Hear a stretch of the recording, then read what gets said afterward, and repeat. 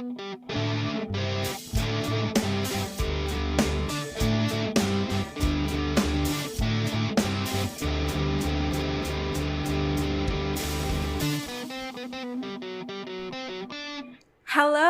my name is Gray. And my name is Crystal. And this is Busty Asian Beauties, a supernatural commentary podcast where I, someone who has seen this show several times, And I, someone who only knows about the show through social media, discuss every single episode of Supernatural from start to finish. Also, we are both Asian. yeah, both Asian. For today's episode, we will be discussing Season 3, Episode 4, Sin City. Written by Robert Singer. Robert Singer. And it shows. And Jeremy Carver. And Jeremy Carver. Yeah, they tag teamed this one. And I wish they didn't. I mean, this is the first Jeremy Carver, right? Yeah, I think so. And they kept him? They let him run the show after this. No! They let him run literally the entire show after this.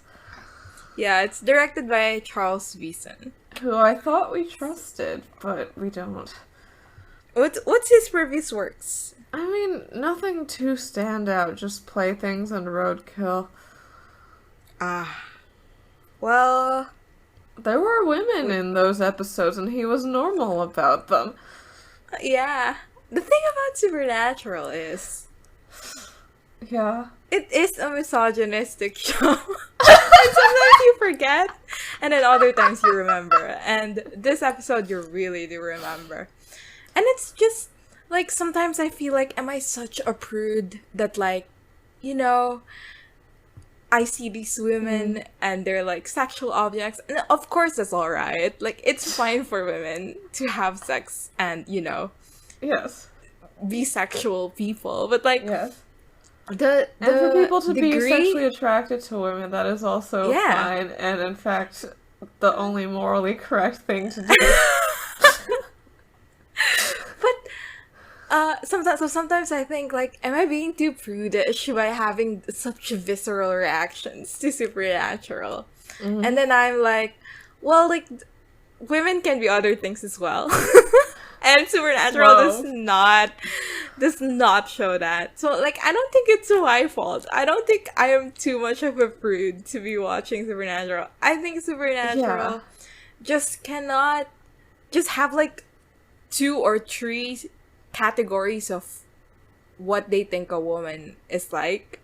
And they're just like, yeah, like, we have a woman, chuck her in one of the categories. You know, it's like that.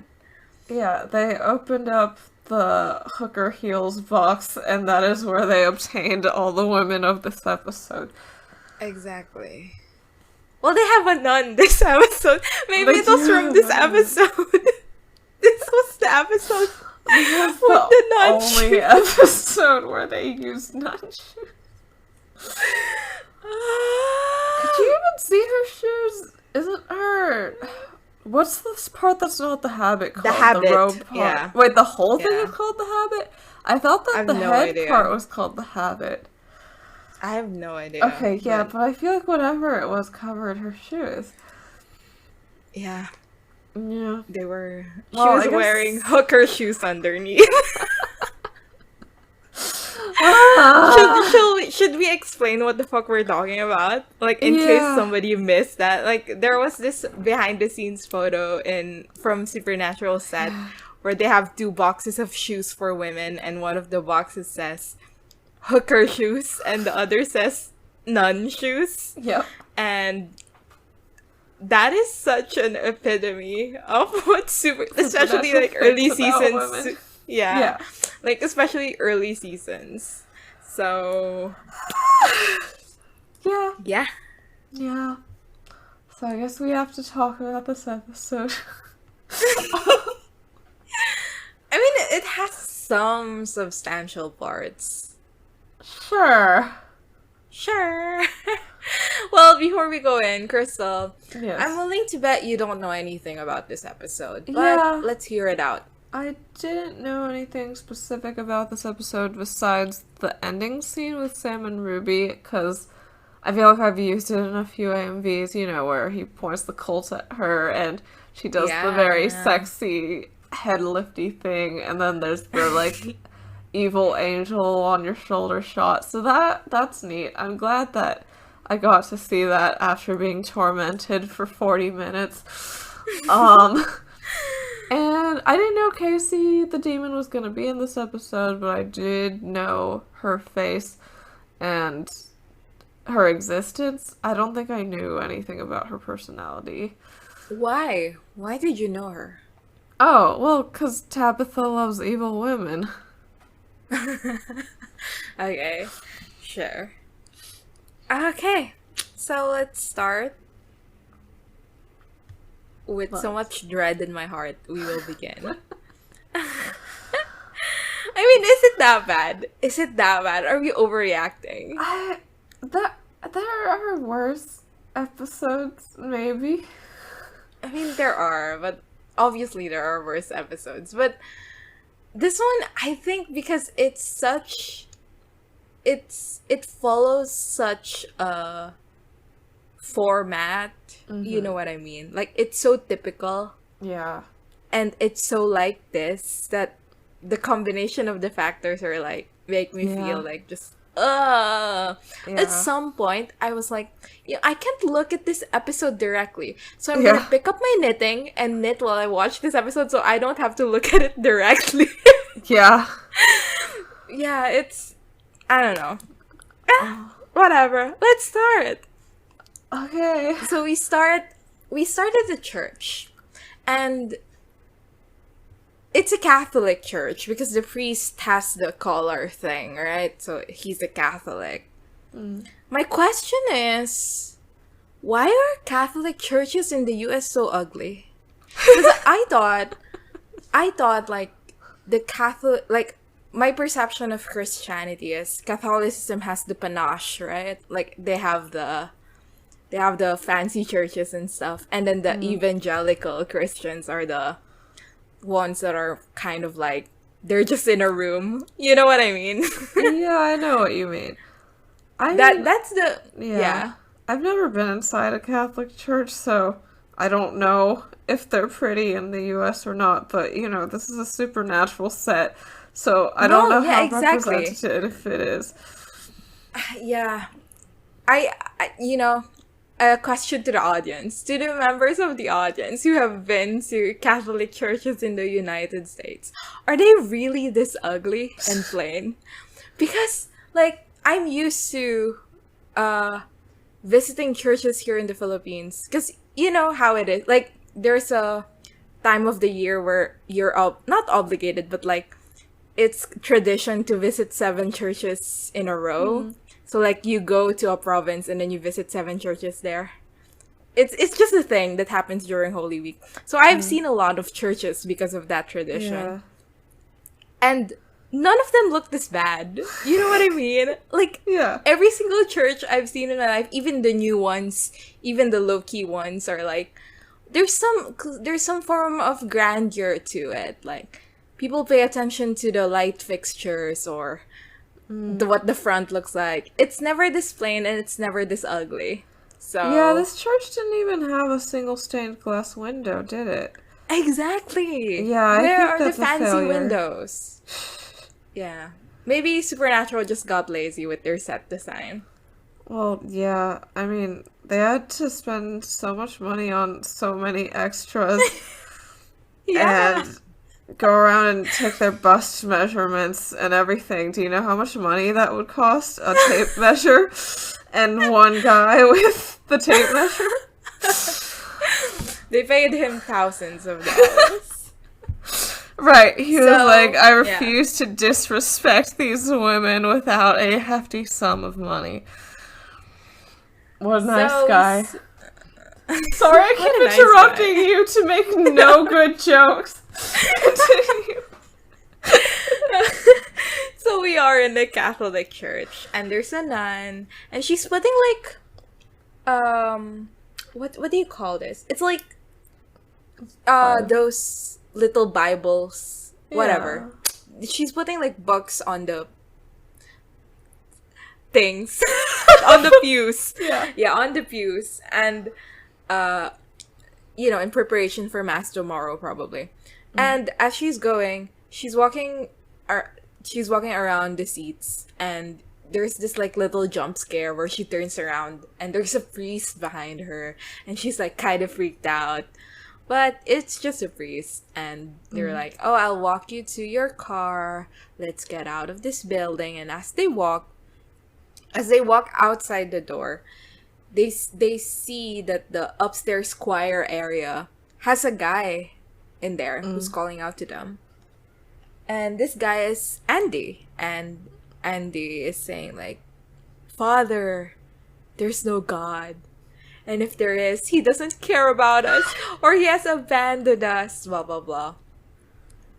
Which, like, I always find it so fascinating when people discover, like, it's called the problem of evil, right? Like, God cannot be omnipotent, omnibenevolent, and omniscient at the same time, because if so, why is there evil in the world? It's so fascinating to me when people discover that question and have a crisis. Like, that's just how it is, bro.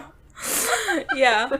And this guy found out about the problem of evil, and now he is going to die.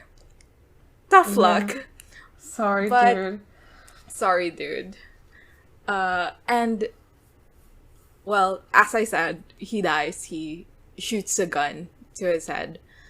And the nun screams the most irritating, most vile scream I've ever heard in my life. I don't remember it at all. What did it sound like? It's a shriek, and it's not like, you know how like the pretty girls in horror movies have that kind of scream. Yeah. She was like, "I am not a pretty girl in a horror movie, baby. I am a nun, and I'm gonna give you a nun scream." Good for her. She did. Good for her. It was so ugly.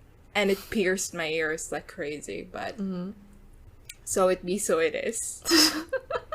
We now cut to Bobby's house, and he and Dean are both fiddling around with the Colt. And then Sam comes in looking very cute, and he says like, "Oh, well, I think we have a case, because there is a town where a bunch of people are being strange and weird." What did he say were the reasons why they were being weird again? He said some guy blew his head off in a church, and then another went postal in a hobby shop. Oh, no. Okay, like he said there's demonic signs, right? Like he says that. Oh yeah, he says there was, and people are also dying. Lightning? Yeah. What's dry lightning? Oh, I guess Barometric lightning when it's not drop. raining. Yeah. Yeah, so Sam says the case is in Elizabethville, so this is a half-dead factory town in the Rust Belt. And then he asks after the cult work, and Sam's sort of like, "So, like, how's the progress? Like, do you know things?" And Bobby's clearly frustrated and pissed off about this. And then Dean does this thing where he, like, teases Bobby, where he goes, like, so, like, do you think you can have that done by this afternoon? And Bobby's like, "Well, it won't kill demons by then, but I can promise it'll kill you." And Sam looks really delighted by this. Like, I feel like It's funny. It is funny. It is funny. I agree. I just like how happy Sam is about this statement. He laughs more than I feel like I've seen him in this entire show. Yeah, he's very amused. He's very amused. Yeah, and they decide to head out. Yeah. So they head to the church, the ugly ass church. They're talking to the priest, and the priest they're posing as insurance people, as they do.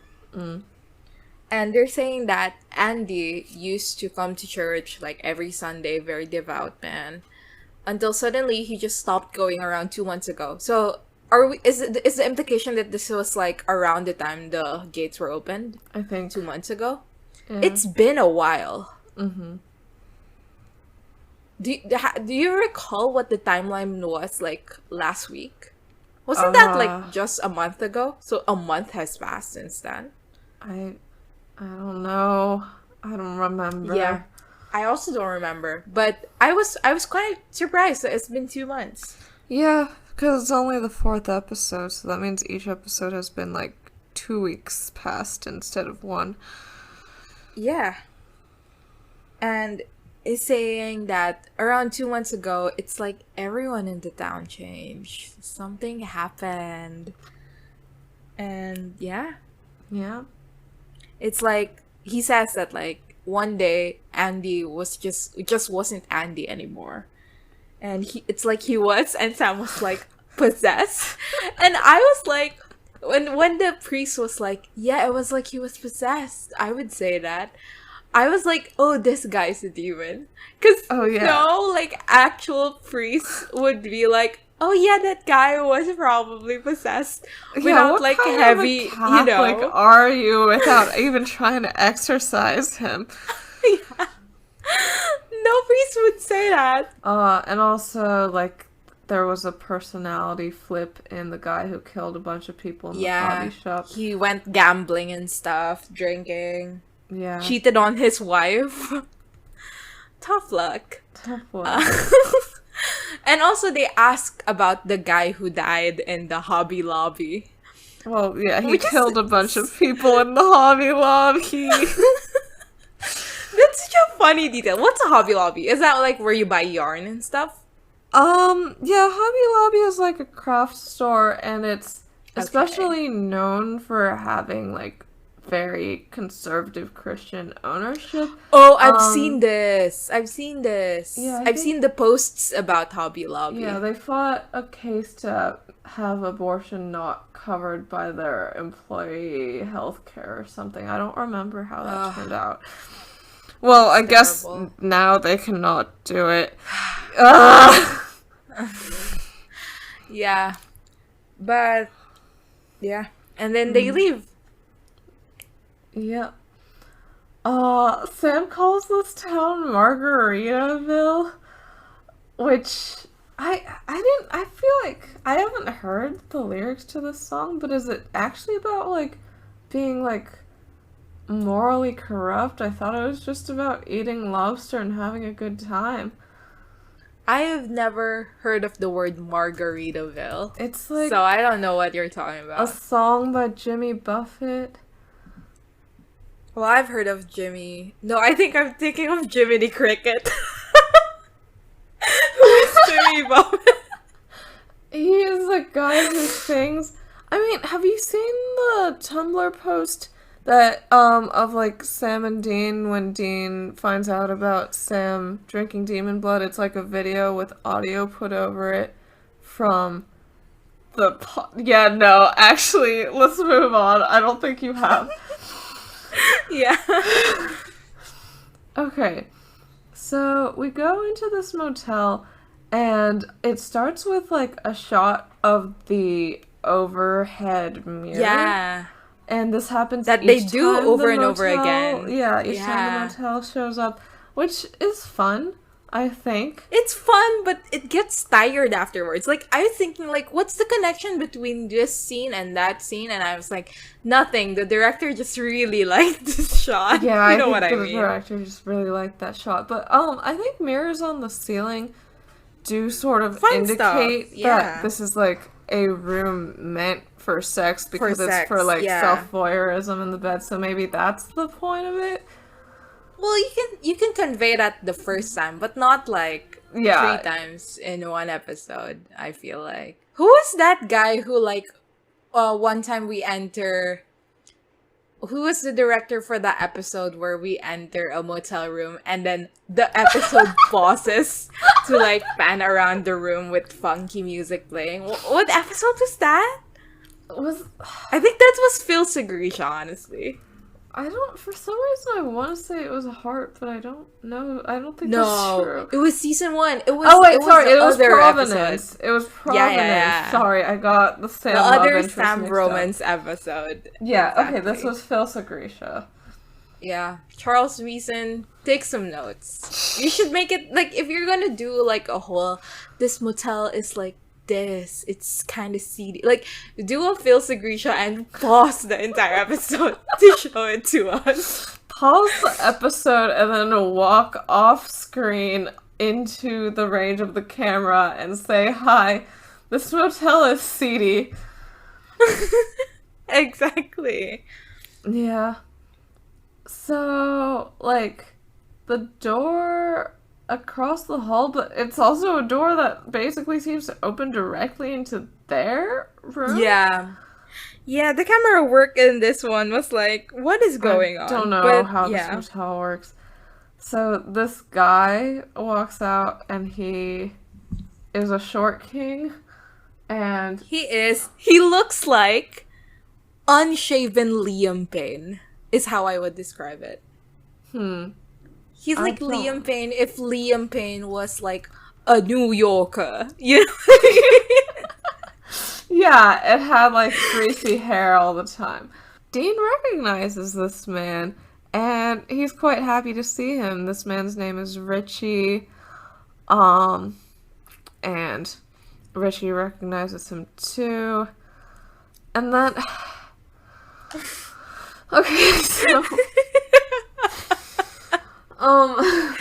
so this woman, like, walks out of his room, and she is blonde and has a lot of cleavage showing. And a And- tall. And she's Tall very queen. tall, yeah. And Richie says, "This is my sister, Cheryl."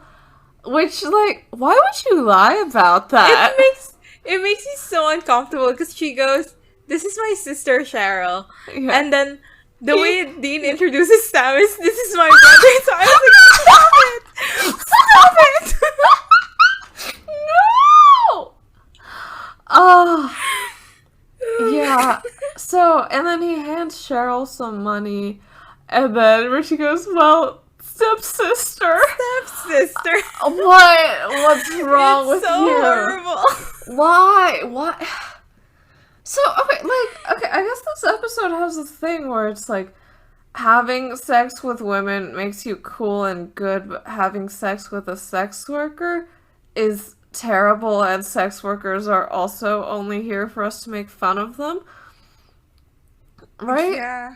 So I guess, like, he's lying about this because it's shameful for him to have Embarrassing, hired yeah. her, but he will brag about, like, having a thing with the bartender.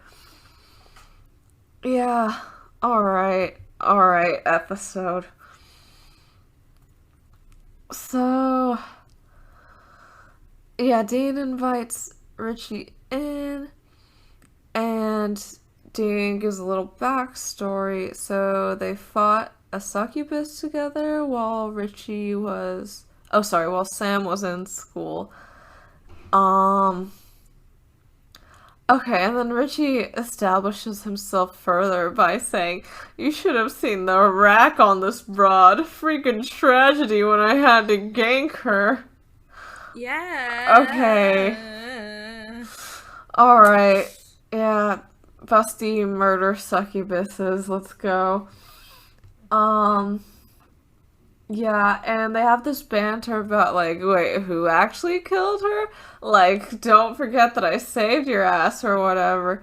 And I feel like this is, like, the broiest friendship I've ever seen Dean Yeah, I have. know. All of his friendships are like weirdly homoerotic. Right. But like This one, guy there's is, like- nothing. Yeah, he has no homoeroticism with Liam Payne. With New Yorker Liam Payne. Yeah. And yeah, Dean's saying, like, you gotta stop hunting. I think that you're gonna get yourself killed, which is obvious foreshadowing. I mean, they didn't even establish it that well. Because the thing that they were trying to do is, like, oh, Dean has a friend who started hunting, and like he thinks the guy is like a little bit irresponsible. But like they don't really like expound on that or show that in any way substantial. It was just Yeah. like, yeah, this dude's fucking gonna die. That's it. Yeah, I feel like they're just like, this man has greasy hair and is slightly more loudly misogynistic than Dean is, so you know that he sucks and thus must die? Is that what's trying to be established? I don't think so. I don't think so. Huh. I mean, are we supposed to want him to die? I don't think we want him to die. I think we don't mind too much.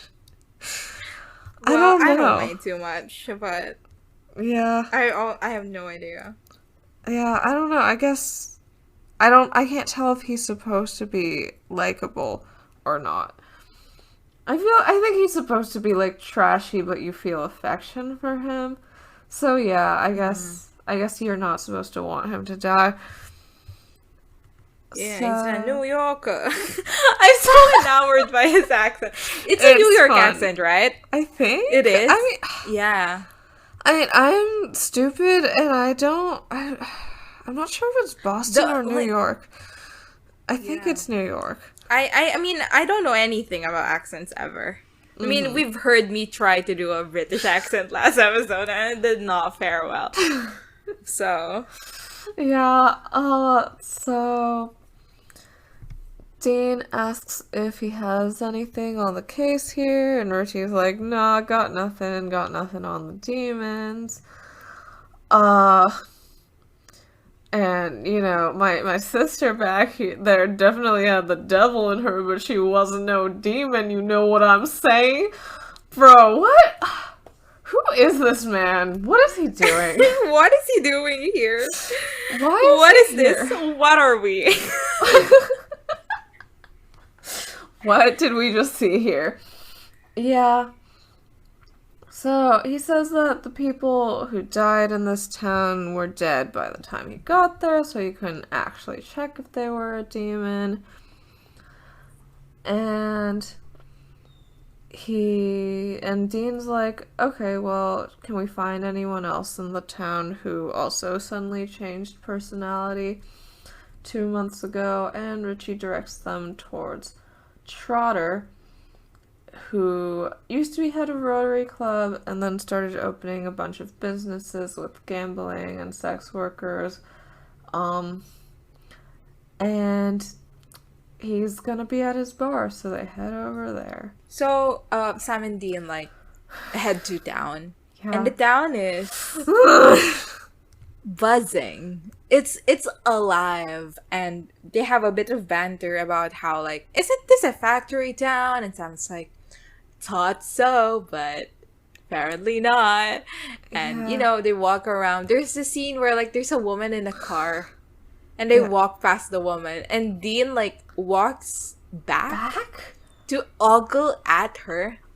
I don't I understand don't get it. this. Have they ever met a man in real life? Do men in real life do this? I suppose Jeremy Carver and Robert Singer are men IRL. It's true. Have they? Is this Sarah something Campbell that is a woman IRL, though, and I don't think she knows how to write them. Yeah, horrible.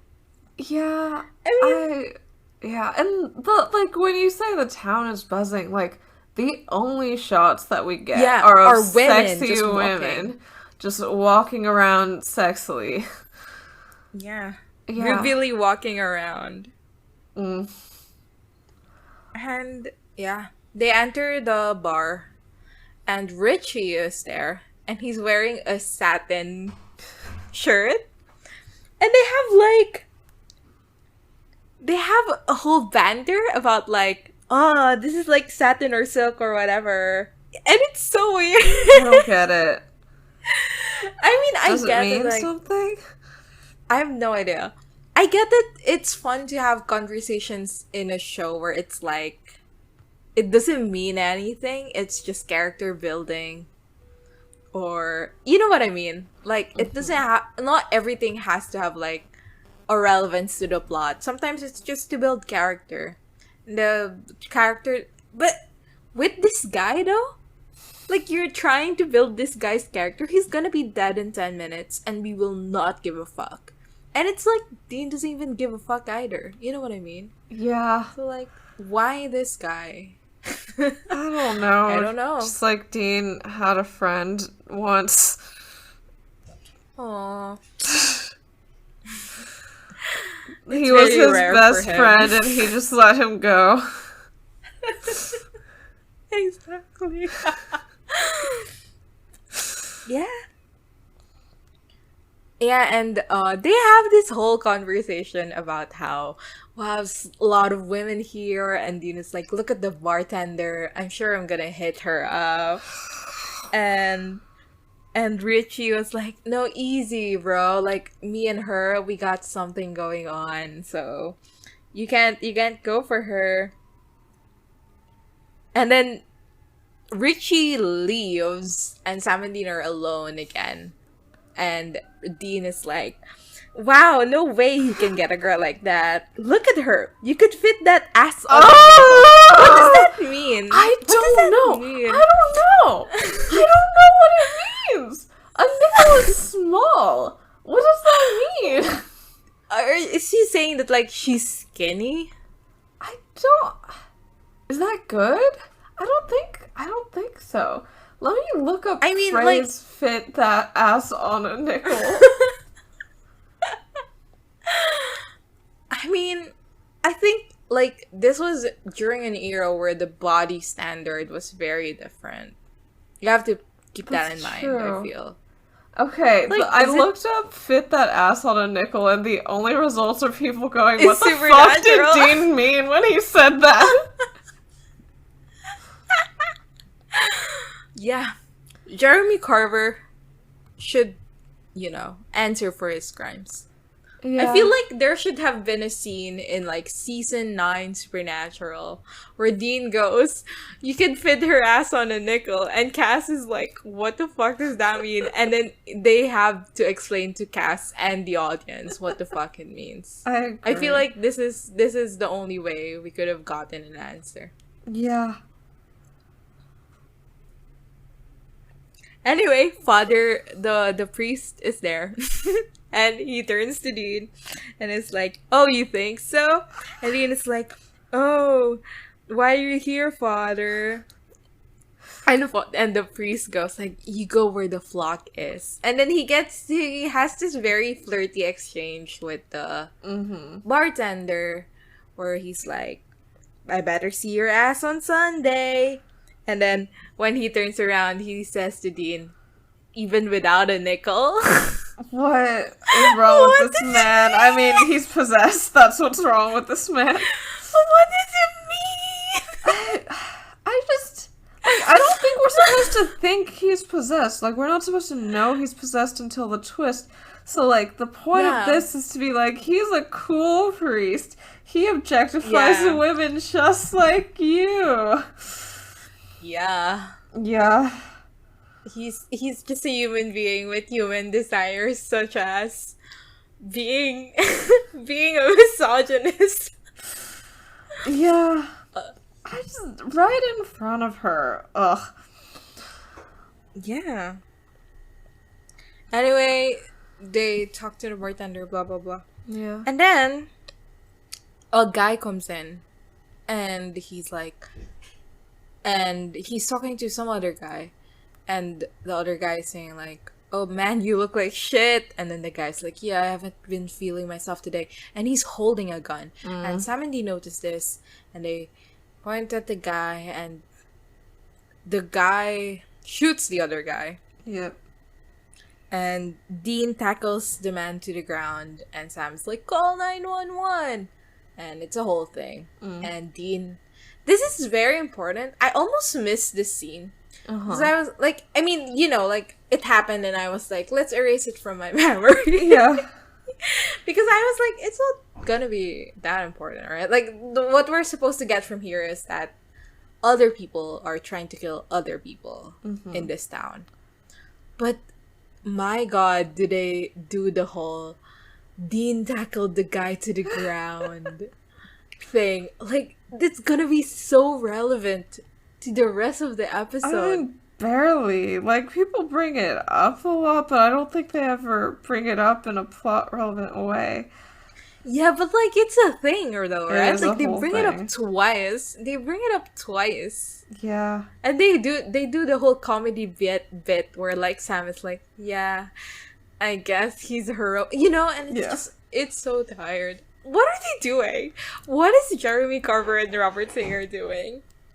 I don't know. I mean, I guess this is the point, like, Sam and Dean often save lives, but not in a public fashion, so they don't get accorded the praise they deserve. Is that what they're going for? Ugh, I doubt it.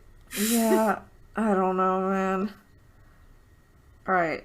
And also he splashes the person with holy water, and there's nothing. Well, Sam splashes him with holy water, and there's nothing. There's nothing. Yeah, the guy's just like, what the fuck are you doing? That guy slept with my wife. Yeah. Yeah. So, right, the point of this episode is that no one doing the murders is a demon, people just suck. Which Yeah. is tired. I'm tired. I don't care about that perspective on humanity. I mean, they literally did this the first episode. They where it's did! like, people are so bad, and we don't even have to do anything. We just Yeah. have to feed in their wiles, whatever. Yeah. I mean, it's. I also am very tired of the whole. People are inherently evil, blah blah blah. Yeah. What? Right, especially without regard to like the societal structures, Circumstances. Yeah. that force people into circumstances where they have to do things that are morally questionable. It's Bankrupt. yeah. Yeah. And it's also with like Bella's critique of hunters in the last episode. She's just like, you all suck because you're seeking revenge and keep trying to save the world. And I don't think that's neat or cool. But like the actual critique of hunting, I think, is the way that you decide that you have final jurisdiction on what is human enough to live. Mm-hmm. So yeah, I don't know. I feel like every time they try to criticize something this season, they just criticize it by being like, oh, people all just suck. They're just bad. Yeah, so it just doesn't work. Yeah. Yeah. Which is like, it's so fascinating to me because like this arc, this like, okay, their thesis is always like people are inherently bad people. And then you have the end of season 5, which is arguably the end of this whole arc. Where like Sam is exceptionally good. Yeah. And like what makes of that, because of all this stuff happening right now, is that he is exceptionally good. It's just him. Yeah. And it's not because like people are inherently loving or people inherently like care about others. It's just this one guy did it, Yeah. And it's like, I'm tired. Who cares? Right, but it also feels like the themes of later Supernatural with all the free will stuff is like people are good and should make their own decisions, right? So they like sort of change their minds. Do you feel that happens? Or maybe like this is they're establishing this to like rebut it, but it doesn't feel like that strong of a rebuttal, Yeah. It really doesn't. Especially because their like whole free will arc is about narrowing the world to like just the main characters. So like yeah, like I don't think any statement they make about humanity is actually about humanity. It's just about Sam and Dean. Sam and Dean, yeah. Yeah. And like you said, they're just exceptionally good. Okay, so we cut to later in the bar, and there's a bunch of cops around, they're making arrests. And yeah, Sam and Dean are discussing, and they're like, yeah, maybe this is just a town full of scumbags. And then a cop comes over and scares the shit out of them by saying, "Are you ready for your mugshots?" But he's saying that the newspaper photographer is gonna come over because they're heroes and they're gonna be on the front page. I believe that because, like, in small towns, Yeah. it really is like that. Like, Oh yeah, this is anything the happens biggest and it's thing like ever. it's news for 2 years. It really, really is. Yeah, and they're like, "Oh, that's great, love that," and then they jet. But Dean they look goes, for "Wait, Richie, yeah, where is Richie?" And then we cut to Richie, and what?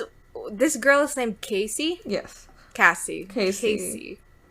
Okay, so we cut to Richie and the bartender Casey, and they're like in an underground place. Like, it's an underground basement for a house, and Richie was like, "How'd you afford this place?" And then he goes to the basement, and it's like, "Oh, okay, that's why." Yeah, and there's no like wallpaper. There's no like carpet or flooring. It's just all stone.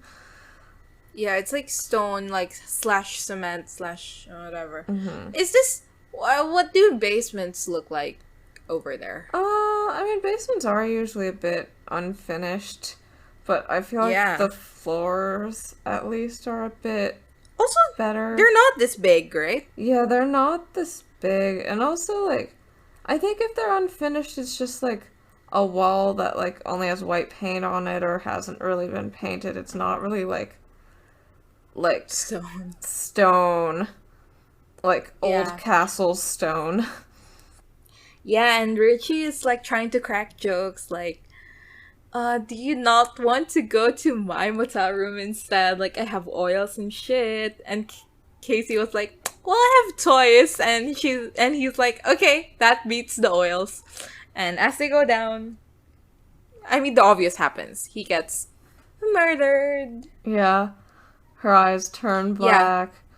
Yeah. And he's like, oh, aren't you scared to be alone in here? And she's like, not when there's a hunter to protect me. And then her eyes turn black and he dies. Woo! Fun stuff. Fun stuff. You know what? At the beginning of this episode, I actually looked up the guy. Like, I looked up Richie because I was like, is he gonna come back? I don't want him to come back. Well, So I lucky wanted for to see. you. And then I saw that he was like killed by a bartender demon. And I was like, okay. Just got spoiled for a show that I have seen several times according to our intro. But that's okay. Yeah, it's okay. So we cut to Sam and Dean still in Trotter's bar, and like Dean clearly cares about Richie because he's so worried he's not even eating his burger. Oh no. Oh no. Yeah, and he's Such like a sweet, sweet guy. on the phone trying to I love reach that you him. just ignored my completely sarcastic comment. But go on. So yeah, Sam's going like, maybe he just left. And Dean's like, he's a sweet moron, but he's not a coward. Yeah, and Dean says he's gonna go find him. And Sam says, I'm gonna go check out Trotter, because he has weird vibes. And then... The police officer, right? No, Trotter's the guy who owns the bar. Oh, okay, got it. Yeah. That bald guy and that iconic scene that I have seen. Yeah. That entire scene, I was so confused when the guy was like, I'm gonna call the police. I was like, aren't you the police? What's going on? No. Yeah, so we got to Bobby and he's outside with the Colt and he's just shooting it a bunch and then twisting stuff in it and then shooting it a bunch. I How, like, don't know how. first of all, fixing the get cult a works. demon and just shoot the shit out of the demon. And I know there's a human being in there, but you obviously do not care that much, so it's fine. Yeah. Also, I just don't understand how repairing the cult works. Like, Well, I think they're making bullets. That's what yeah. they're doing. They're not repairing the cult.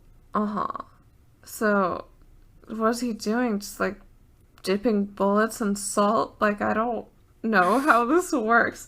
I guess he's reading things. He's Bobby, and he knows everything if he looks in Yeah, enough there's books. probably like sigils and stuff embossed on the, on the bullets and stuff. Yeah, probably.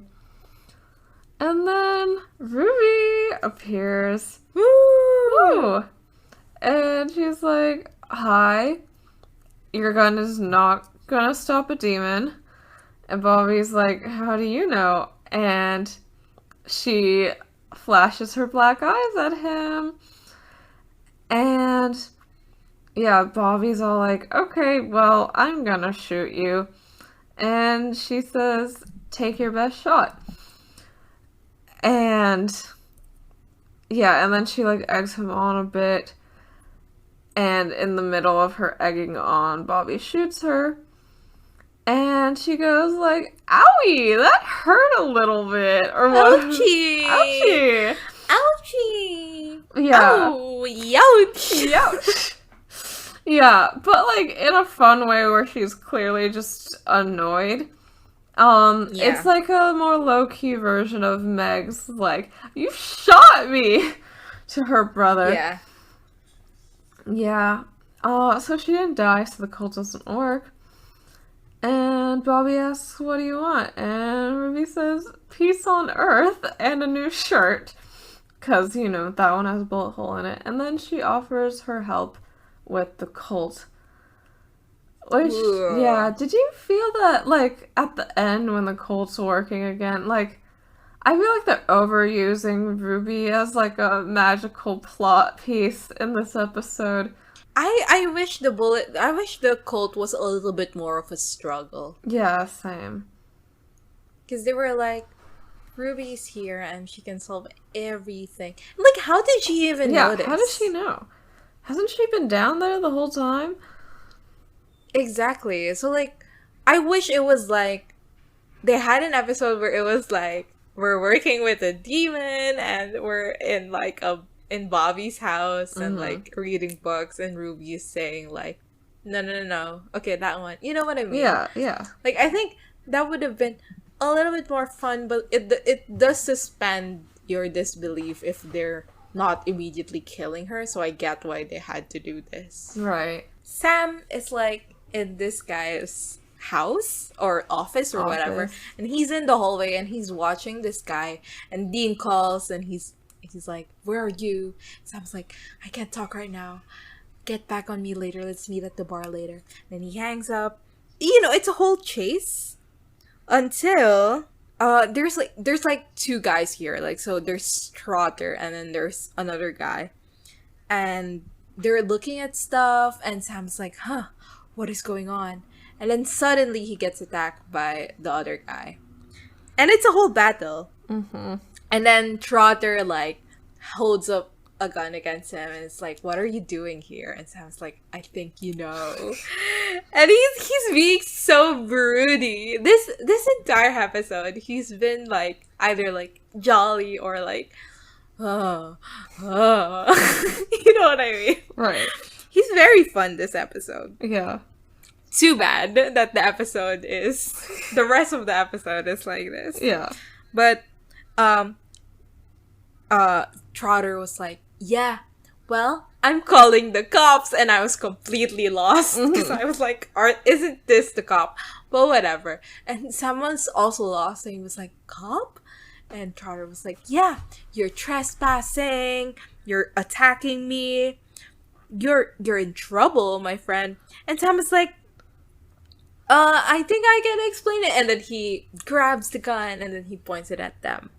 And Trotter and the guy is like, "The money's at the safe. Don't shoot us." And Sam's like, "I'm not gonna shoot you." uh, I don't want your bunny. I just have to be sure. And then he gets his flask full of holy water and splashes these two guys. And the two guys are so confused. Yeah. They're like, why are you splashing us with the water? What kind of psycho are you? They say that. Right. And he's like, okay, so you guys are not you. And then he like starts backing up. And he's like, and this was a minor misunderstanding, and I think I should just go. I think I'm gonna remove. Sorry. I'm so sorry. I didn't want to fight. And he takes the bullets out of the gun, and he drops the gun, and he's like, okay, I'm going. Bye. And then he leaves. And he says, have a nice day. Have a nice day. Oh. They will not have a nice day, Sam. Oh my god. Yeah, and he looks very cute during the scene. Like, something about his hair, like, it's just a tiny bit overgrown. So, like, yeah. He's very cute. Thank you, Sam, for existing. So meanwhile, Dean's in the bar being uncute. So he's there, and this woman shows up, and she's like telling him, like, every woman in this place, their pussy is so wet for you because you tackled that guy. And literally, fuck off and die, Dean. Yeah. Like, when she said that, I was like, ugh. And then when they were like, she's trying to seduce him, and I was like, okay. So, right, like, she's trying to seduce him, and, like, he plays into it so hard. He's like, well, you know, anyone could have tackled that guy and, you know, took the gun away and prevented mass murder. He's so horrible. I hate him. I hate him so much, and I feel like playing into the fact that you saved someone's life while trying to have sex with them is just never a good idea in terms of, like, informed consent and power dynamics. Yeah. And right, this woman like gets in his face, whispers, and she says, like, normally I charge $400 a night, but, you know, how about today? Like, we just call it even because you saved my life, and let's just get the hell out of here. And Dean looks fucking, like, disgusted at this, right? Like, and he goes, like, what do I look like? And what? Wait, isn't she saying that, like, what is she saying? She says, why don't we call it an even deuce, which I think just means, like, I don't think you need to pay $400 this time because you saved my life, so let's just get out of here. No, exactly. So she's saying, like, let's have sex without money. Have sex without money. So why is he offended? Right. Like, I think before I, like, wasn't entirely sure, so I was like, I think the first time I watched this, I thought that even deuce just meant, like, I'll give you a 50% discount, so I was like, maybe there's a way to read what the hell do I look like as, like, do I look like I can, like, afford $200? No, but that's not what's happening. I pay for sex. That's what I thought. Yeah, I think that, that also seems like something that he could be saying, but also, like, she's not even charging. Like, so literally the only thing that's happening here is that he feels disgusted. Like, you're a sex worker, and I don't want to have sex because you're icky. What even is going on? What is going on this episode? What's happening? You can't like frisky women, but, like, draw this kind of weird fucking line. Yeah, it's gross. It's very gross. Yeah, so she's like, what do I look like? And then she, like, just goes away. And meanwhile, the bartender takes this as an opportunity to flirt with Dean. Because she's like, how did you, like, manage to, like, fail getting with a sex worker? Which, I mean, is not that good of a joke, because sex workers are allowed to deny. Anyway, so, yeah, Dean's like, well, like, don't worry, I just said that I had a thing for the bartender. And then he asks if she has a thing with Richie, and she's like, who? And then Dean says, like, why don't, like, we go somewhere after your shift? And Casey's like, why don't we just go right now? And abandons her entire job. But, you know, I mean, Demon. slay. I think if you wanna kill Dean Winchester during your job hours, I think you should be able to just leave your job. I think you should be paid overtime pay for killing Demon Winchester. Exactly. Yeah. And so now they're back at the basement, and Dean, like, gives a little insult about how it's, like, dirty or so. Or no, actually, no, he says there should be a maid. Like, yeah, okay, yeah. He says, like, yeah, it looks like it's the maid's day off, right? Yeah, I couldn't tell if the joke was, like, this is clearly a rich person place, or this place is dusty, but I think you're right. It's more this is a rich person place kind of joke. No. No? He's saying, like, this place is dirty because the maid is not here. Okay. Yeah, okay. Cool. So, right. And then Casey looks startled, like something has changed in the room. But she kisses Dean. And then Dean's like, I'm gonna do a reveal. So, actually, while Sam was at Trotter's, I tracked the GPS in Richie's cell phone, because he was a friend of mine. So, I came by earlier to give him a proper burial. And then he says, it's better than rotting in some skank's basement. What? What is he doing? What's happening? What are we hearing in our ears? What are we seeing in our eyes? First of all, I just want to point out that, like, they do the whole proper burial thing again. Mm-hmm. Which I've always, we've always found fascinating here in this podcast. Every time there's a mention of, let's give her proper rest or burial or whatever. So that's a point in that area. Yeah. But also, like, what is even happening here? Why is he slut-shaming her? Like, did you not also plan to have sex with her? Like, I don't... Literally the other day. Yeah, like, weren't you, like, basically sexually harassing her at her workplace literally the other day? Before you knew she was a demon?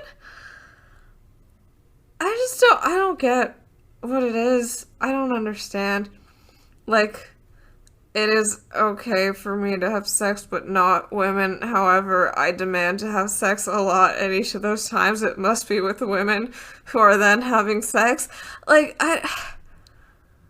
or is it just like it's okay to be a slut if I'm attracted to you, but as soon as I don't like you, I'm gonna turn it against you. Like, I'll make an exception for hot women that I like. I don't know what he's doing. I don't know what he's going for. I also have no idea. He's a confusing man. And Jeremy Carver and so Robert Singer. Jeremy Carver and Robert Singer. Yep. Yeah, so she tries to attack him, but she is sort of stopped mid-air, so Dean pulls back a rug and shows that there is a devil's trap underneath. And he's all like, sorry, sister, but you're going back to where you came from. And he starts, like, reading an exorcism from a book. But then she, like, uses her cool demon powers to, like, spin the chandelier a bunch. And, like, the wind starts tearing off pages from his book. And then a big crack is on the floor, and then, like, there's, like, a cave-in or something where, like, all the bricks fall down and block all of their exits. And Yeah. Dean goes like, "What are you laughing at, bitch? You're still trapped." And she says, "So are you, Sorry, bitch." bitch. I Yeah! cheered when she said that. I was Yeah. like, you go, girl. She's so cool and correct for this. So, Casey and Dean are trapped in the basement together, and Casey is like, "Oh, did you lose your exorcism favors?" And Dean's like, "Well, you're not gonna be laughing when I send your ass back to hell." And then he starts trying to recite the exorcism spell. He looks like such Obviously. a loser. Yeah. And he's doing the whole, like, exorcism of this, blah, blah, blah. And it's just not working because he keeps forgetting what the next line is. And the demon is laughing at him. Deserve. Mm-hmm. I think you should laugh at Dean at any opportunity that you could be laughing at him. And you know what? Even in opportunities where you can't laugh at him, you should still. Yeah. Him crying over John's death. Ha ha ha ha ha ha ha ha. Yeah. Him smashing the Impala. Tee-hee. That's very funny. Tee-hee. Yeah. Apparently, eventually he gives up, and he's like, and Casey's like, "Oh, you didn't pay attention in Latin class?" And Dean's like, "Well, someone's gonna come save me." And that guy did pay attention in Latin class. Yeah, and Casey's like, "Oh yeah, Sam," which is a bit of alarming because, he knows, she knows them. Mm-hmm. And Casey was like, "Everyone knows that he's the brains of this outfit." And Dean's like, "Everyone?" Yeah, he's like looking out a window for escape, and then he turns all the way back around to be like, "Wait, everyone?" I thought what was happening here was he was like, "There are more demons?" But like now I realize that he's like kind of offended. Yeah. That's what's happening. Yeah. God. And Casey was like, "Yeah, you Winchester boys are famous." And then she says, "Not Lohan famous," which I guess is a Lindsay Lohan Yeah. reference. Yeah, Dia's like, "That's flattering. I'll let Sam know when he gets here." And Casey was like, "Well, if he shows up first." What, you thought I was flying solo? Yeah, and it's revealed that she has other people who are coming to get her. And the rest of the time that Dean and Cassie are in this basement, they're just kind of like talking and in a way bonding. Mm-hmm. And basically waiting for who gets to get saved first. Yeah. Fun. She does. It's actually a good premise Uh-huh. for like a way for characters to talk to each other. I agree. think like we've said this before in Croatoan, I guess, but that's a little bit of a different situation where it's like we're stuck in a room together and we're waiting for each other to die. Yeah. That's kind of the vibe though for Yeah, this it one. is. Like we're stuck in a room together, and when we get out of here, one of us is gonna be dead probably. Mm-hmm. Yeah. And yeah, I do. very Squid Game, as you said back then. Yes. Ugh. I do want to say that she does a racism, though, at the end of this scene when she says, like, we have to see who shows up first, the cowboys or the Indians, which, yeah. The cavalry, I think she says. I heard cowboys. I missed that.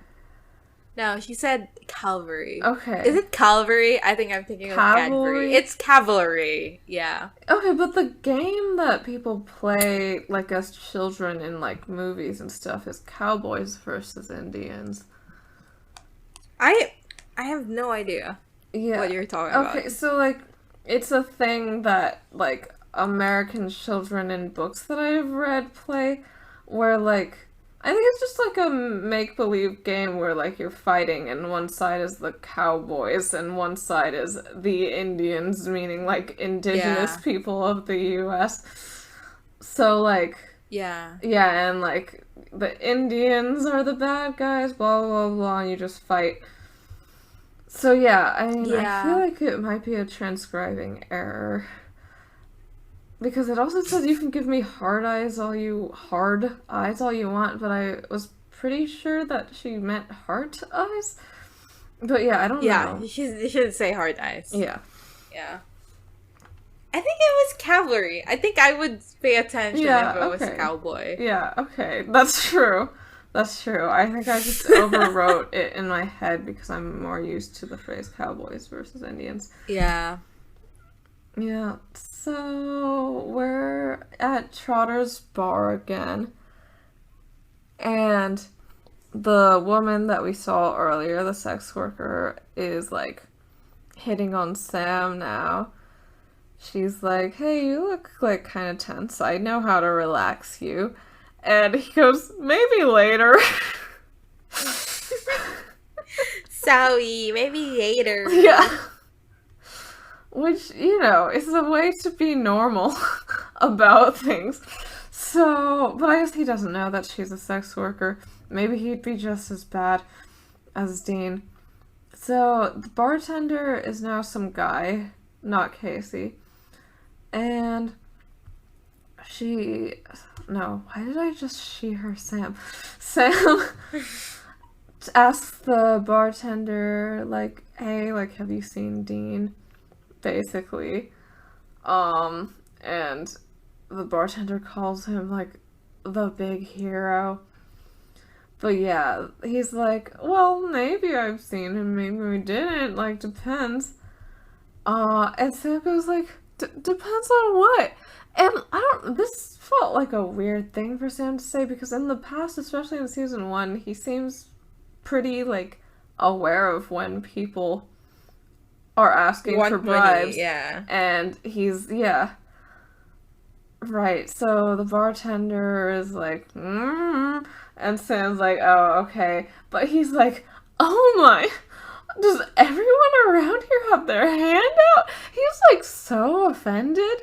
And that also feels out of character. And also, like, the fascination, I'm fascinated by the phrase, have their hand up. Because it's like, you're asking for some kind of service, Sam. Like, you're not just like, you know what I mean? Like, these people are not begging for alms. Right. So, yeah. Yeah, it's odd. He's so offended, but he hands the guy some money. And, he reveals that he left with Casey. And then Sam has to pay him. Again, he says, do you have an address? And the bartender's like, you think I'm gonna give you a coworker's address just so you go over there and get your freaky peeping Tom rocks off? And then Sam's just like, and hands over more money, and the bartender's like, yeah, here's the address, bye, have fun. Let's just gloss over the implication. Yeah, let's gloss over the implication, because it's a misunderstanding, and he doesn't know that they're brothers. And then, like...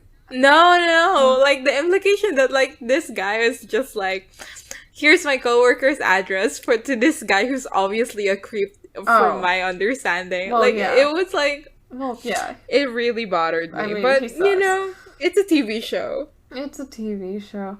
Right, and as Sam leaves, we get one last shot of the sex worker woman, and she's, like, licking a lollipop, like, all sexy-like or whatever.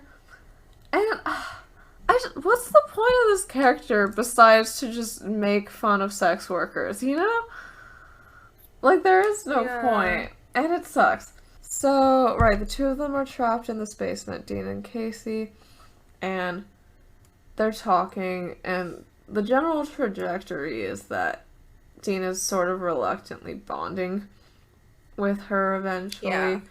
So, and Casey's the one who's like, we have no control over what's gonna happen next, so, like, if we're here, let's just, like, be nice to each other and have a conversation.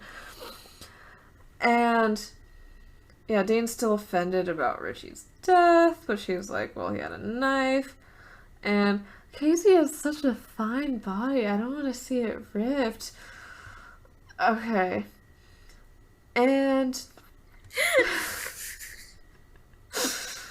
What? No, I'm just thinking about Dean being like at the end, like obviously like he connected with this girl, Yeah. this demon. Oh, but Sam, But like don't the joke he shoot! makes to Bobby. Right. No, Oh. like he connects when he tells Bobby the reason why he's like kind of upset. Yeah. He was like, well, the girl I wanted to fuck is dead. Oh. And it's so weird. Like he's saying like he says this after Bobby was like the vessels didn't survive and Dean was like, oh fuck, I wanted to fuck that girl. Oh, now I think my about God. If she had survived, would Dean have been like, okay, I saved your life, pay up? Like, what? What? No, I mean, like, obviously, that was like some kind of deflection. Yeah, it was. Because he got attached to the demon. Yeah. But it's just it's such an incredible thing to say. Yeah. Yeah. I just, like, what does it say that it's, like, more socially acceptable to say that than just to say that, like, the demon was kind of nice while we were there? Yeah, so he blames her for all the deaths in town, and she says, like, hey, like, you want to know what I actually did? I just had lunch with Trotter.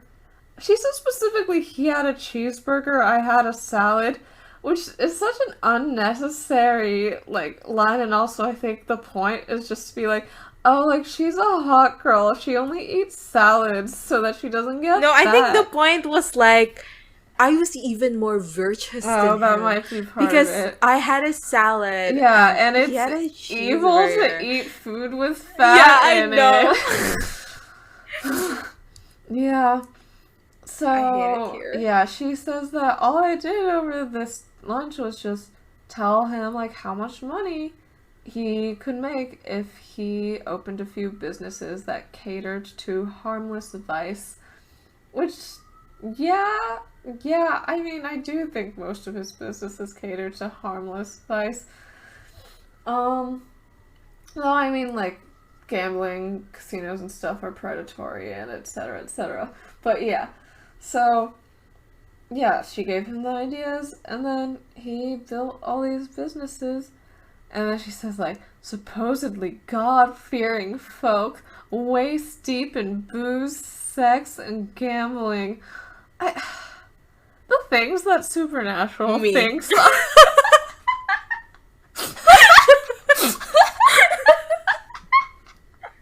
Resident Catholic. Literally. Of Mapod.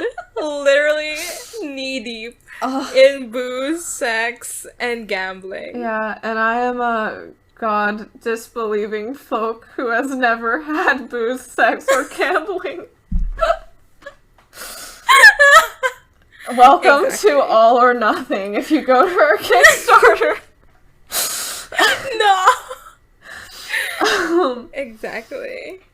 So, yeah, it's fascinating what Supernatural thinks is, like, morally wrong, you know? Fascinating. Yeah. Like, we kill people. Sam murdered a human guy at the end of last season, and that's, like, okay. But, like, sex? Ugh. And, like, obviously, there are,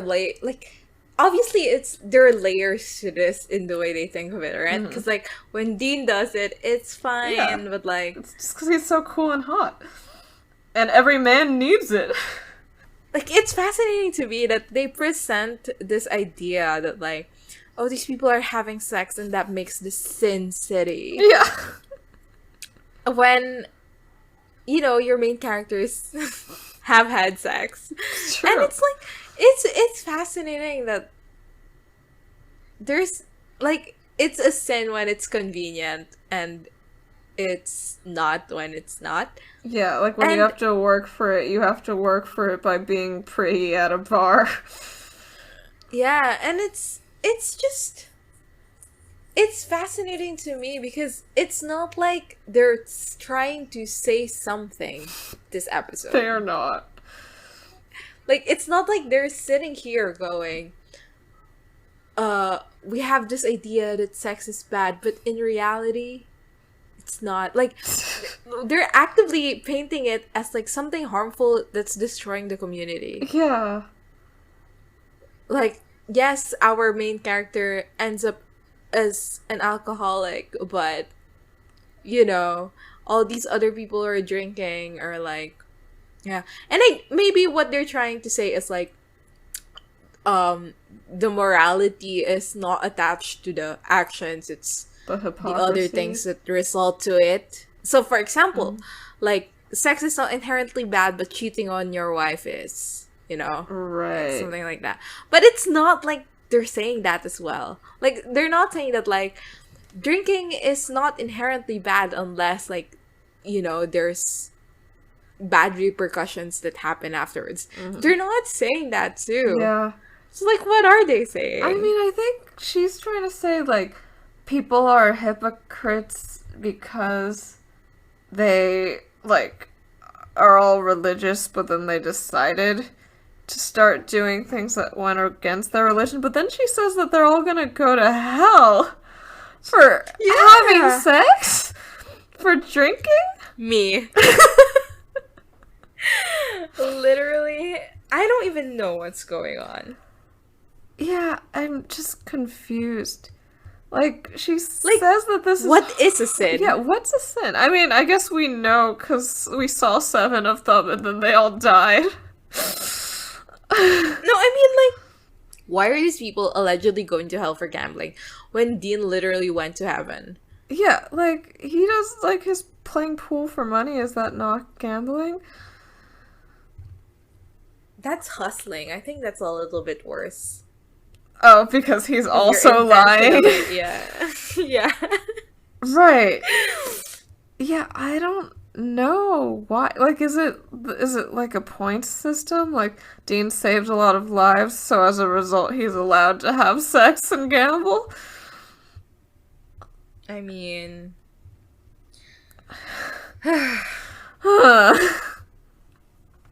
Yeah. Trying to analyze Supernatural is such a fun endeavor. I commend every single person who has written a paper. Yeah. On Supernatural. One of my favorite things to do when I get into something is Go on JSTOR? go on Google Scholar. Yeah. Well, Google Scholar. Google. I go to Google Scholar and I look up the media that I'm obsessed with. Right. I actually haven't done it for Ace Attorney yet, and I should. Yeah, so. you should.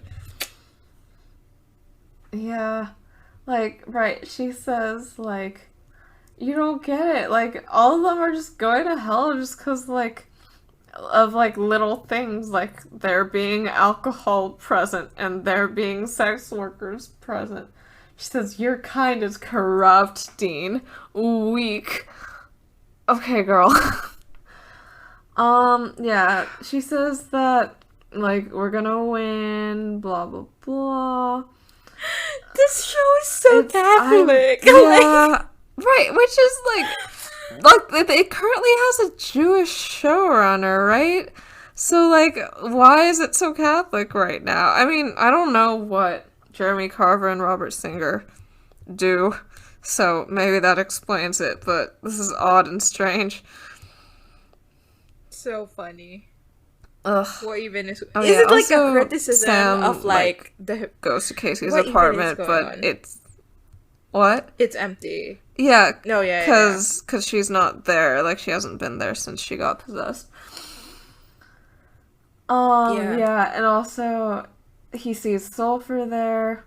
So yeah. Oh, also she's a good girl because he sees a picture of her with like a monogamous boyfriend and a cross necklace. Alright.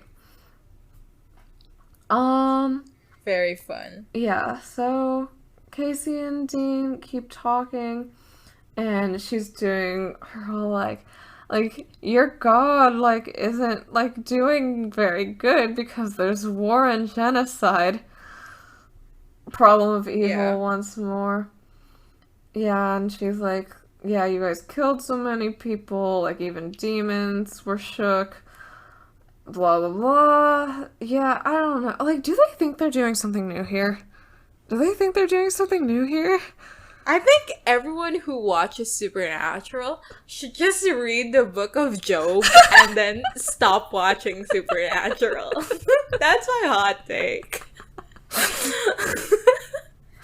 That's our second Book of Job advertisement for Book of Job in the past, like, I haven't. 5 weeks. I don't remember it. Maybe I should reread it. You got me. You got one customer. So exactly. Yeah, and she says, well, so we're gonna take over, and we're gonna do it better than you. So, and she says, I am not a liar. I'm a true believer. And she's a truther. She's a truther. Sorry. Yes. That's an ugly joke, but so she says, like, yeah, we have a god, and his name is Lucifer. And then she gives, like backstory on Lucifer that's supposed to be, like, new information? It's so funny. His name is Lightbringer. Did you not know? He was the most beautiful of all of God's angels. But then God said, bow down to humans, and he didn't.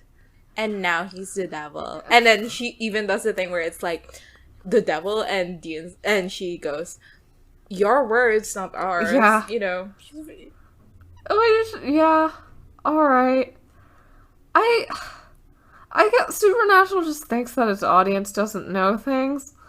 Are so stupid, yeah. Yeah. And maybe this is not Maybe this isn't common knowledge. Maybe this is just knowledge from people who watched Good Omens. But yeah. Yeah.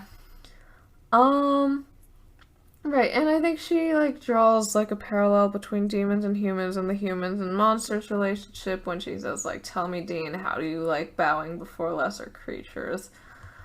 Yeah, and, like, Lucifer, no one has actually seen him, but people say that he will come back, so he's, like, just like God, like, and the angels, like, for real, which I like as a parallel before they even planned this. Mm-hmm. Yeah. But, you know, she's got faith. Right, and then they have more stuff about, like, demons aren't that evil, because, like, some humans are evil, blah, blah, blah, blah, like, yeah, sure. And then Dean asks about hell because of the deal, and she says, it fucking sucks. Yeah.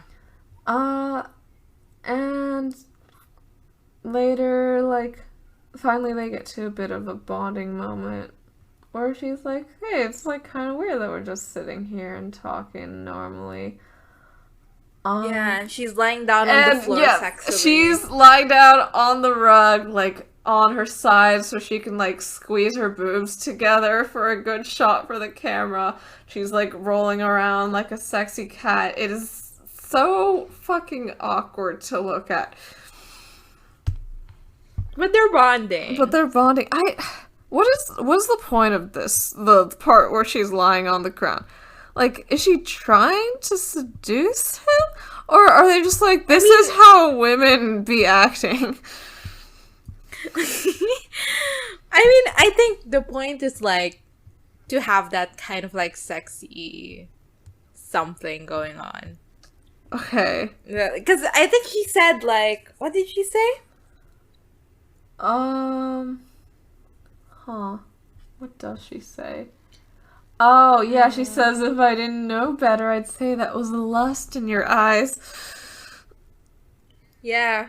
Oh, yeah, okay, well, before she gets on the floor, I guess, like, she tells Dean that, you know, like, I actually think you made a good choice with the deal, and I don't think you're weak or stupid. Which, like, I think Dean really needs that kind of validation, so she has provided that for him. And, yeah, and Dean says that he's sort of glad because the pressure's off now and he's not scared. Yeah, and then after that, she's like, okay, sexy floor time. And then she says, like, well, it's one way to pass the time, i.e. sex. Right. but I'm not sure you'll respect me in the morning. And Dean goes, well, I don't respect you now. I what's happening? They laugh about it, so and the way he delivers it wasn't joke. serious. Yeah, it's a joke. It's a joke. So it was like kind of, sure, it's funny. they're friends joking about how he doesn't respect her and doesn't respect women he has sex with in general. Fun times. Yeah. Yeah, and he's like very down, it seems. But yeah, he asks about the demon's plans after the gate opened. And she says, like, there was a plan. And we finally learn Azazel's name. Finally. Because she says Azazel was a tyrant, but he held us all together. And she clarifies that that's Yellow Eyes. So, he was gonna lead them. There was a plan. But, Dean killed him. So, yeah. And he's like, well, what's the backup? Like, what's the backup leader? And Casey's like, it was gonna be Sam. He was going to be in charge. He was gonna lead the army. And yeah, Dean's like, thank God. And she's like, well, no, because this is gonna suck, because this war is gonna be completely chaos, and there's gonna be power grabs and stuff. And everyone wants to kill you. This is actually super fascinating. Yeah, I do like this, look into demon politics. I think it's fascinating that they present it as if, if Sam was in charge, he could have done some good. Right. It would actually be less destructive if he accepted his role. Right. That is fascinating. Mm-hmm. And, a show about, your faith, blah, blah, blah. Yeah. So, if you try to escape your fate, things just get worse. Yeah. That kind of idea is very fascinating. Yeah. And this was the part in the episode where I put down my knitting and went, oh, well, that's fun. Yeah. I liked this part of the conversation. And also, she says specifically, for the record, I was ready to follow Sam, which I also liked a lot. I liked that there were factions, and I liked that she is able to express her belief system and have a personality. But I think it did make me a little bit upset that she's trapped here with Dean and not, not Sam. Yeah, because the relationship between, you and the person that you, were ready to, follow. Would have worshipped you. Yeah. Would have maybe worshipped, as, your king and, someone who would lead you to your true god, is so much more interesting than the brother of the guy. And it's the neighbor of the cousin of the guy. Yeah, the babysitter of the guy's cousin's child. Yeah, it's just weird. I don't get it. And I don't get why, in the bar, I feel like it would have been great to see her, sneaking looks at Sam, and you're like, oh, is she hitting on him? And then you find out that, no, she's just oh my god, it's him, the fallen king. Oh my god, that's so true. Yeah. You're right. Ugh. But no, it was just Dean because he catcalled her in her place of work. Yeah, because he said he wants to put her on a nickel. She's like, well, I do have a coin fetish, so I don't care about my religion anymore. Ugh. Yeah, okay. Yeah, so now Sam's time. Okay, so Sam, when did we end on Sam? He just visited the apartment, right? Yeah. So Sam goes back to the bar, and he's talking to the guy, and he's like, well, they weren't in the apartment, so where are they? Where can I find them? And the guy in the bar is like, fuck you, dude. It's not my fault that you didn't get to satisfy fucking what's that, Voyeurism voyeurism kink, kink or yeah. whatever. And then Sam is like, oh fuck this. And then he finds that the priest is in the bar as well. So he goes to the priest and he says that, Father, you know Casey, right? And the father was like, yes, and she was in pigtails. And Sam's like, well, my brother. And then that arose a lot of questions because, like, I thought you guys were Yeah. insurance guys. And he's like, well, it's a family business. Well, my brother and Casey went home together. And the priest was like, well, I don't approve, but they are consenting adults.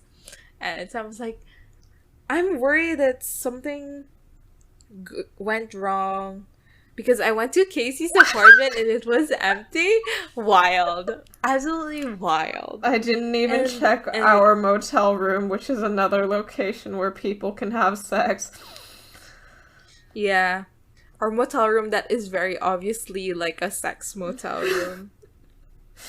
And Dean, and he was like, I'm just worried. I'm so worried. I'm so worried. Yes, exactly like that. And he's like, please, I need your help. Is there anywhere that you would have gone? And the father goes, okay, I'll get my jacket, we'll go there. And Sam's like, well, we don't need to. I can just go by myself. But the priest was like, if this is about Casey, well, I need to get myself involved as well. And then when he turns around, we see that he has Black demon eyes. eyes. Woo! So in the car, on the way to Dean and Casey, the priest is talking to Sam and saying like, don't you want to do anything with your life?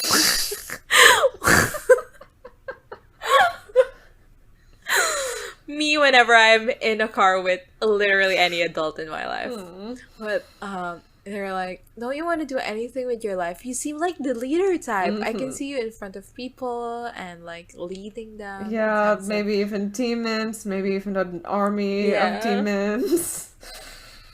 yeah, and he's like, I don't know. I like what I'm doing. And the father asks about Dean as well. And he says like, does he find trouble often? And the father says, well, it's good that he has you then, because he gets into trouble a lot. Yeah. His brother's keeper. Ooh. Yeah. I mean, yeah. I mean, it's fun. I'm still so upset that they never in Supernatural really leaned into the Cain Yeah. and Abel. In the show where there's literally a guy named Cain and he's literally Cain. Yeah. And they paralleled him to Dean and Sam was Abel, and they were just like, I don't know, it's I mean, they do it because like Dean tries to kill Sam and tries to sacrifice him, but it's never, Yeah. as biblical as they could have done it. And I mean, I feel like people sometimes exaggerate the whole, like, there was no Abel, Right, and it was just like Colette. yeah. I feel like sometimes people exaggerate that, but then I think back to season 10 and I'm like, you're kind of right though. So, I mean, we'll see, I guess, when we get to season 10 in a couple years. Oh my god. Yeah. Jesus Christ. Whatever. Who cares? Anyway, when they arrive at the house, Sam is like, okay, I'll go check on them. And he starts shouting, Dean, Dean! And then Dean is shouting back. And Sam basically says, we'll get you out of here. And Dean says, we? And Sam reveals that he's with the priest. And then Dean looks back at Casey. And he realizes that this is Casey's backup. Yep. So he goes, be careful. Which Sam immediately gets that, like, oh, the demon is a fucking priest. Well, The priest is a demon. And he gets his gun out, but he turns around and the demon is there. And then we think that Sam has shot the demon or whatever, but in reality, Bobby has arrived and shoots the demon in the head. Yeah.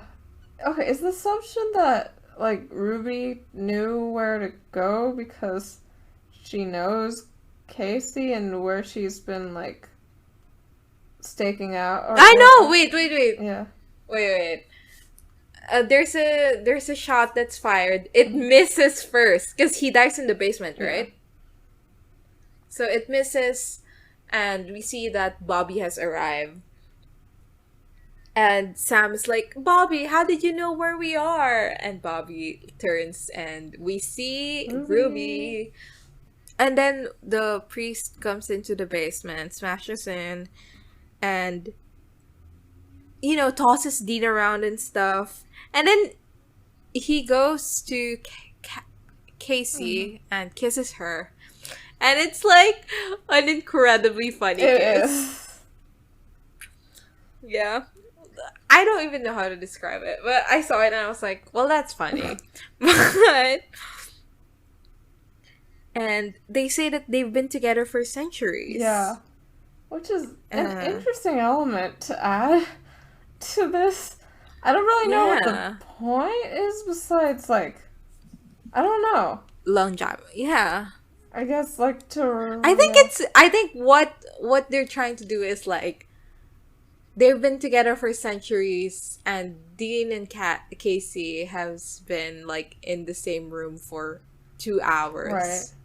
And yet, she was like, don't kill him. Right. Let's just go. Yeah. And I also think, I don't know, I feel like there haven't really been demon romances in the past, so I think they're setting up... Maybe they're setting up... Sam oh my Ruby god. A little bit. Like, look, demons can love. Yeah. Anyway, Sam comes in and shoots the priest in the head, and Dean is still on the side. He's still, like, seated like a princess in need of saving on the side. Yeah. Oh, also, right, you mentioned that Casey, like, told, like, the priest, like, don't shoot, like, don't kill Dean, let's just leave, right? Yeah. Oh, sad. Yeah. And then, you know, the priest is dead on the floor. And then Dean, knowing that Sam is about to shoot the girl next, goes, wait! But Sam has already fired the shot. Mm-hmm. And Casey is lying dead on the floor. Yeah. And they're lying together, and it's like a whole, like, they're together in life, in demonhood, and in death. Yeah. Ooh. Do you think they were in love, like, on Earth, and then they died together, and then they became demons together? Maybe. That would be the dream relationship. Yeah. Honestly. I hope so. Yeah, I guess centuries, so, like, how... Yeah, I don't know what time period they're from, but that'd be neat. I think it's your turn, yeah. So, now we cut to outside. Bobby and Dean are talking, and Dean's like, I don't think we made enough of a difference because Trotter is still alive. It's bad that people are smoking and gambling and drinking and things, so maybe we should kill that guy? And Bobby's like, well, humans aren't our job. Yeah. And... Right, Dean says, like, I think people maybe just do want to destroy themselves. And Bobby's like, distrust, are you sure that's not just Casey talking? But Dean says, no, it's me. She's dead, and so is that hot girl it was possessing. Alright. What even is going on? What's happening? What's occurring in this world? So, yeah, and then they bring up the thing again where, like, they're like, did Sam Maybe Sam bring is back built right? different. Yeah, Yeah. because he was like, yeah, like, Sam saved my life, but, like, his face was so cold when he shot, blah, blah, blah. What a wild Yeah. thing to be like. What even is going on in this I show? don't know, man. Yeah, and Bobby's like, no, I think Sam's fine. Yeah. And I think we get this next scene sort of as a rebuttal to Dean's worries, because I feel like in this next scene it's very clear that Sam is Sam, I think. Yeah. Yeah, so we're back in the motel. It's the ceiling mirror shot again, kind of boring, kind of overdone. And so it's Sam alone, and then Ruby comes in, and she's like, let's celebrate, like, you killed 2 demons today. And Sam says, like, well, maybe you don't care, but I killed 2 humans, too. Which is our sign that, like, it's Still Sam. him. Even though his face was cold, he's just internalizing his feelings more or whatever. Yeah. And she says, well, like, you probably did them a favor because it sucks being possessed by a demon, and they would probably have died afterwards anyway. And Sam's like, you're a cold bitch. Fun. Why is he just so mean to Ruby? Like, this is the meanest he's ever been to anyone, and he just started out mean to her and is just consistently so mean to her. What did she do wrong? Well, have you considered demonhood? Yeah, I guess Sam is prejudiced against demons. Right. And she's like, well, I saved your life, and also I'm gonna save Dean's, and if you're not nice to me, then I won't do that. And he says, you keep dangling that? How? She's mentioned it. This is the second time she's mentioned it in this entire show, Sam. Well, I mean, she is dangling it because, it's been 2 months, so. That's true, I guess. And she still refuses to tell him why she's on his side. And like, like, if you don't want my help, then just give me the cult and I'll give it to someone else who will use it. And this is the sexiest scene ever. So, like, Sam, he points it at her and says, like, maybe I'll just use it on you. And, like, she does this thing where she, like, shrugs and grins and sort of, like, lifts her neck and is like, go ahead if that makes you happy. It's not gonna do much for Dean, though. And there's some tension, and he brings the gun down. Also, I like all the scenes where Ruby's like, go ahead and shoot, because especially the way that this one's shot, it sort of reminds me of that scene where Bobby points the gun at Sam and Sam moves it over his heart. You know the one? Yeah. But like the non-sad version of it. This one is a little bit sexy. Yeah, this one's sexy. This one, because it's like above her, like by her throat. Yeah, it's it's against bare skin. Yeah. Yeah. Which, Sam never shows. It's true. Right. And when he puts it down, she says, "That's my boy." Oh. Woo! Ooh. Can you believe she never calls Sam good boy, like, at any point in the show? Like, she was... I think he does. Does she? When they're drinking blood. Oh, does she? Okay. Nice. Good. She should have done it more all the time. Yeah. Real. And then she says, like, this isn't gonna be easy because you'll have to do things that go against that gentle nature of yours. But it has to be done. And Sam says, yes, but I don't have to like it. Which is, what's the episode? Was it Bloodlust or something? Where he tells Dean, like, yeah, like, this job sucks. You shouldn't like your job. But you shouldn't like it. Right. So yeah, he's consistent, and I think that he makes more sense in this one, where he's like, well, yes, I will understand the necessity of my actions, but I am also gonna keep my conscience. Yeah, Yeah. and she says, like, well, no, you don't have to like it, because you wouldn't be Sam if you did. And she's like, well, it's okay, but I'll be there with you. And, like, they're sort of standing, so it's like he's turned away from her and she's standing behind him, and it's shot so that she's, like, over his shoulder. And yeah, she says, like, I'll be that little fallen angel on your shoulder. And then the episode Yeah. ends. Yeah. Fun stuff. Yeah. The only fun stuff in the episode, but nonetheless fun stuff. Okay, so I mean, I think we've made it very clear, but like, what did you think about this episode? Boo. Yeah, I mean, I like the end scene with Ruby, but that's pretty much it. Yeah, I mean, I like the bit of, like, demon politics lore we get from Casey.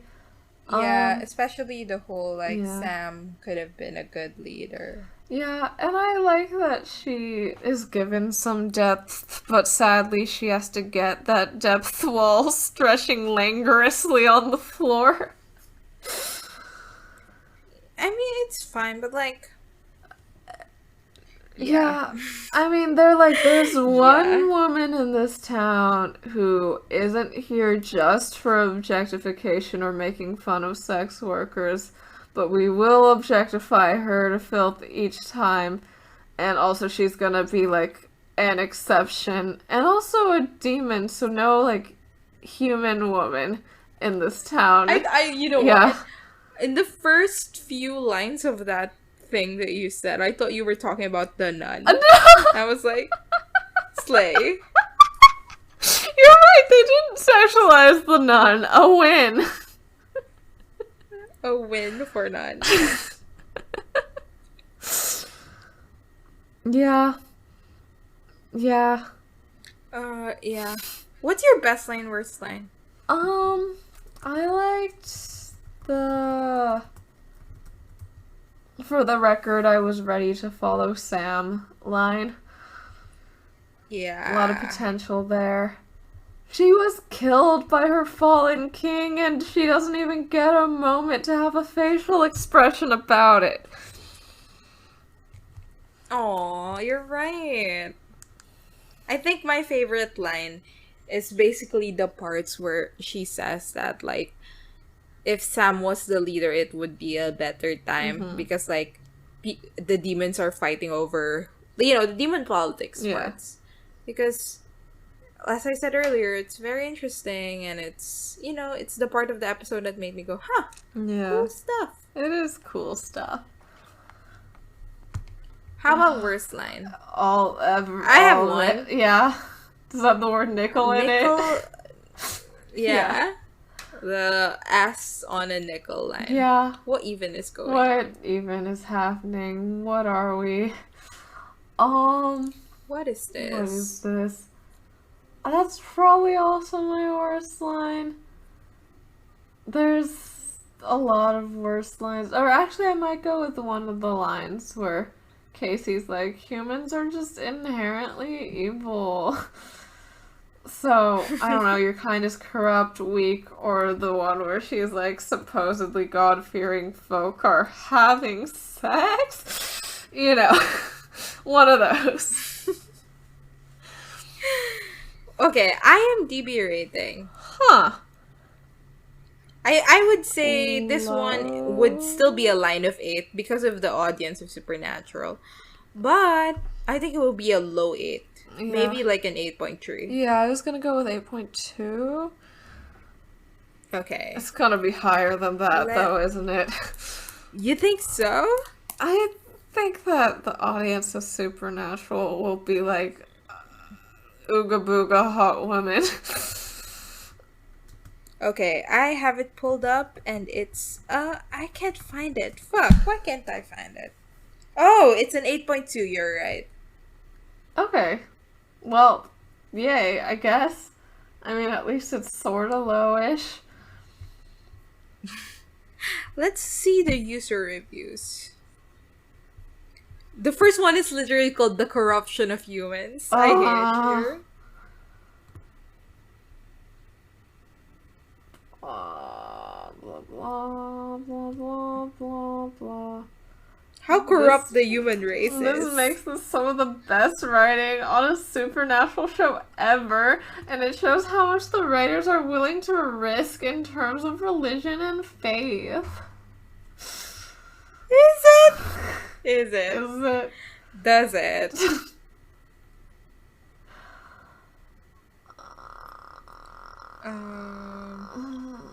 Okay-ish. Yeah. Something missing this season. Something is missing in season 3 of Supernatural. Maybe the flow of this episode, too many storylines. I think the too many storylines is a bit of a shift for most people. Yeah, that's true. Who are watching this the first time. There's like always a Ruby scene at the end or something. Yeah. No! Killing the father and yellow-eyed demon and replacing with weaker character has hurt the show. With who? They're saying that Bobby is a weak character in comparison to John. Oh, I see. I mean, at this point, like, yes.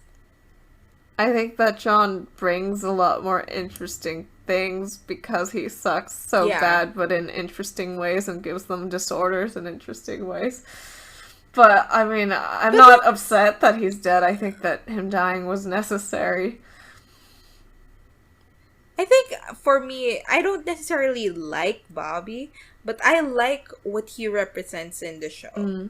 You know, that they have someone. And that's pretty much it. Yeah. What else? What happened to Supernatural? Yeah, okay. Somehow it feels like the integrity of the show has been compromised by its success. Well, don't worry, you have 12 more years to see of that.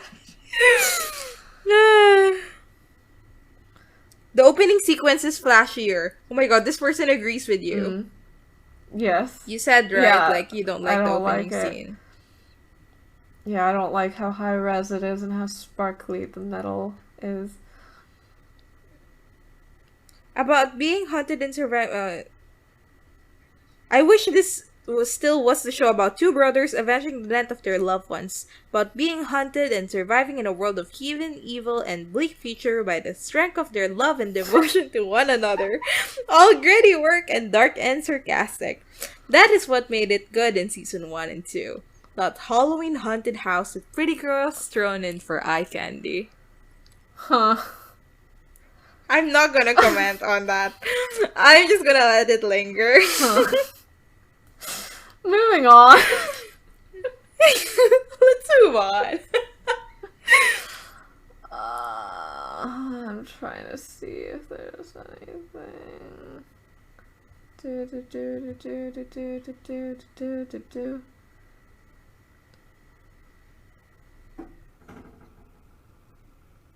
Okay. Huh. Okay, so this next review's drawing parallels between Lenore and Bloodlust. And Yeah, I saw that too.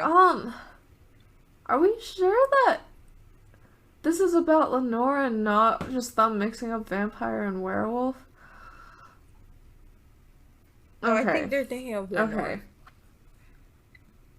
Yeah. Blah blah. Okay, thanks for the meta. This one, I'm starting to worry. There's not a single thing I liked about this episode, and I'm starting to worry about this show. So true. I feel fobbed. Triviality. What was the point of this episode? Okay. And annoying attempts to be manipulated. So real. Okay, I think they thought that the conversation with Casey wasn't subtle enough to try to make us sympathize with demons. I mean, I agree. Yeah. Like, I do not feel sympathy for this person at all. For this demon at all.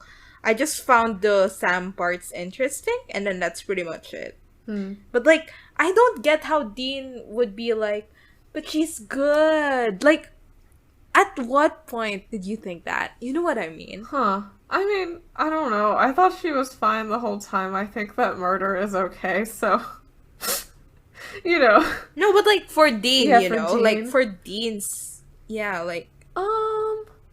I think that when she said that she didn't think he was stupid for making the deal, because I think he made the deal and he's been spending, like, 2 months for, like, Bobby and Sam, like, being mad at him about it the whole time.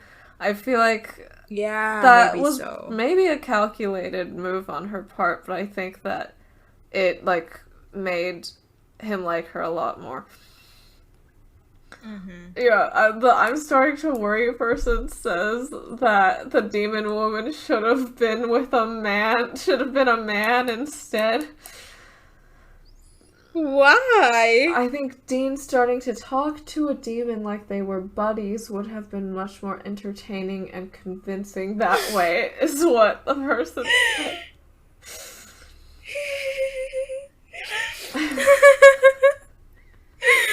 I'm not gonna comment on that. Yeah. Okay, yeah. Sure. Yeah. Yeah. I mean, we already have Richie to see Dean talking to a demon man. Yeah. The last review on here just says, "Lol Lucy, P.S. I love Sammy" at the end. So true. Real. Okay, I think that's it for this episode of Bus Station Beauty. Next week. What are we discussing next week, you guys? Oh, no. Okay, next week we will be discussing Bedtime Stories, Season 3, Episode 5. Leave us a rating or a review wherever you get your podcast. Follow us on social media. We are on Twitter at twitter.com/beautiespodcast and on Tumblr at bustationbeautiespod.tumblr.com.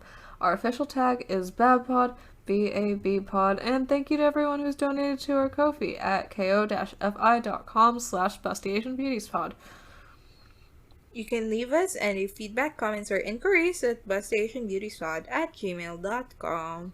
See you guys next time. Bye.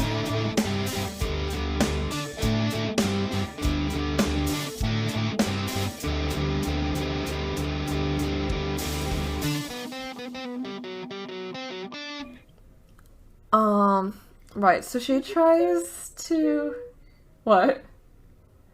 No, I'm singing the theme of The Great Ace Attorney. I'm so sorry.